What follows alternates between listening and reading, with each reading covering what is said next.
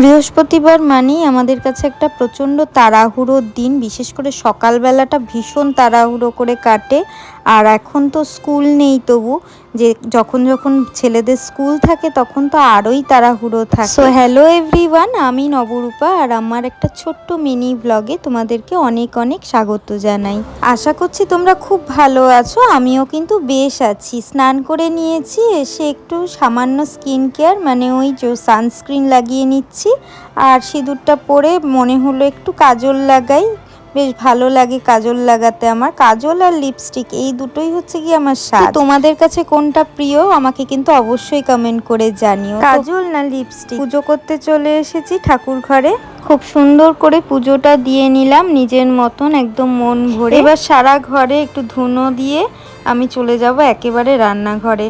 প্রথমেই এসে আমি ভাতটা বসিয়ে নিচ্ছি আর চেরুর জন্য চিকেনটা, এই দুটো হওয়া থাকলে আমার আর কোনো চিন্তা থাকে না।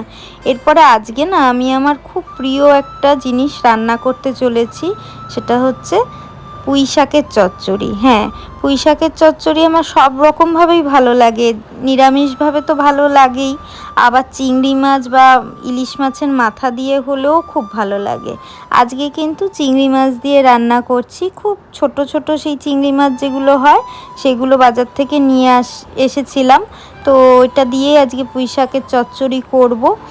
আগে তো চিংড়ি মাছটা তুলে রাখলাম ভেজে, তারপরে এই যে শুকনো লঙ্কা আর পাঁচফোড়ন দিয়ে আমি সবজিগুলো দিয়ে দিয়েছি, পুরো চাপা দিয়ে বেশ খানিকক্ষণ রেখেছিলাম 10 মিনিট মতন।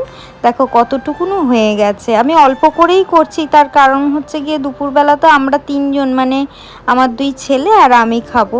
তো এই যে রান্নাটাও হয়ে গেছে, বেশ সুন্দর কিন্তু কালারটা এসেছিলো, খেতে তো অপূর্ব হয়েছিল।